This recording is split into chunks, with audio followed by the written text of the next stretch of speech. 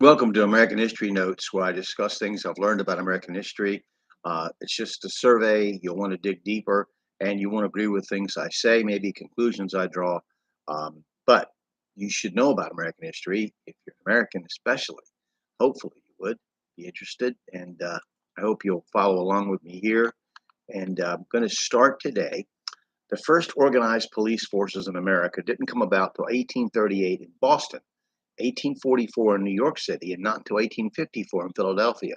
Policing in Boston had begun in 1631 with an office and 6 men, and by 1635, all property owning males over 16 years old had to take turns patrolling without pay.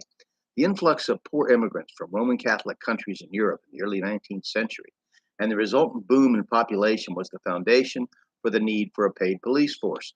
One Chicago newspaper of the time I read quoted said that if all the poor Roman Catholics were sent back to their mother countries, the crime problem would be solved.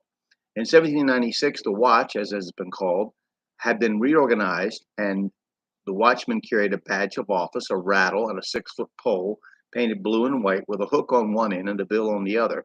It was used to hook fleeing criminals, and the rounded bill, which was descended from infantry weapons and rounded on the end, would have been used to bludgeon the bad guys.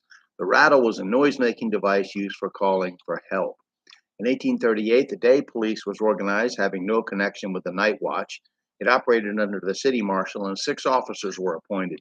In 1853, the harbor police was created in response to the increase in robberies of occupied vessels in the waters of Boston Harbor.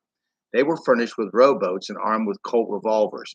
This was the first unit furnished with firearms. The formal founding date of the Boston Police Department is May of 1854.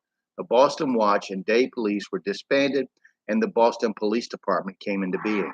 The old hook and bill, which has been in use for 154 years, was replaced by a 14-inch club.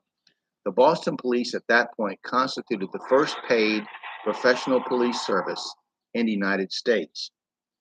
Excuse me, my camera for the outside was making too much noise as cars went by. I apologize. Um, so the Boston Police, the first paid professional police service, but its roots can be traced even further back to the 18th century in Boston's appointment of an inspector of police. In 1854, the department was closely organized and modeled after Britain's Home Secretary Sir Robert Peel's London Metropolitan Police Service.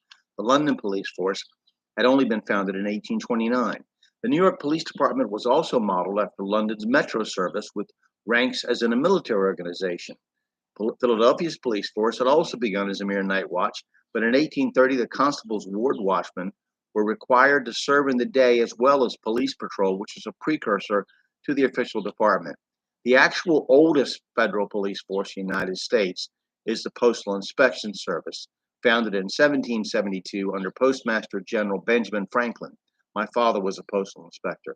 The first inspector was called a surveyor to audit mail service and oversee its regulation. His title was changed to special agent in 1801. The title inspector wasn't given until mandated by Congress in 1880. The oldest uniformed police agency in the United States is the U.S. Park Police, founded in 1791 when George Washington had them watch over federal property only in Washington, D.C. They were called Park Watchmen, but the name was changed to the U.S. Park Police in 1919. The U.S. Marshals Service was founded in the Judiciary Act of 1789 and consisted mainly of veterans of the War of Independence from Britain, the American Revolution. They supported the federal courts and served subpoenas, writs, and warrants. In 1865, the Secret Service began as a Secret Service division and was created to fight the problem of counterfeit money, therefore being placed under the jurisdiction of the United States Treasury. The service was used to investigate many different types of crimes, including murder and bank robbery. After President McKinley's assassination by 1902, the Secret Service assumed the duties of protection of the president. We're going to discuss the Federal Bureau of Investigation next, but we're going to save that because there's a lot there to unpack. Not controversial, just information about the beginnings of it and its history. So I'm going to stop there, and I hope that you'll study American history, that you're interested in it, and that you want to know more about it. Thank you.